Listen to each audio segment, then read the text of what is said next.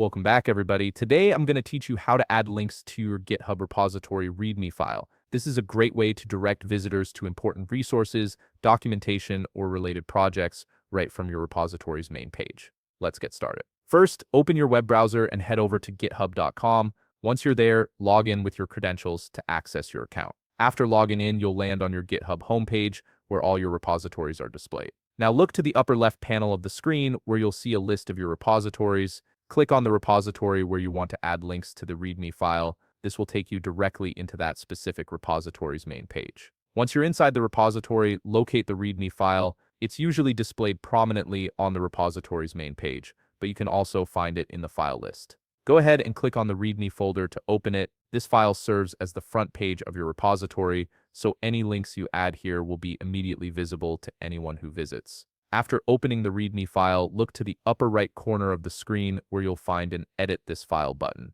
It's typically represented by a pencil icon. Click this button to enter edit mode, which allows you to modify the contents of your README file directly in your browser. Now you're in the text editor view of your README file. Here, you can paste the link you want to add into the text field. Simply position your cursor where you'd like the link to appear and paste it in. If you want to format it properly using Markdown syntax, you can wrap it in brackets and parentheses, but you can also just paste the raw URL and it will still be clickable. Once you've added your link, it's time to save your changes. Look back to the upper right corner and click the Commit Changes button. This action opens a commit dialog box where GitHub asks you to confirm the changes you're making to the file. In this dialog box, you'll see another Commit Changes button. Click this button again to finalize and save your edits to the README file. Your changes will now be live, and anyone viewing your repository will see the link you just added. And that's it. You've successfully added a link to your GitHub repository README file,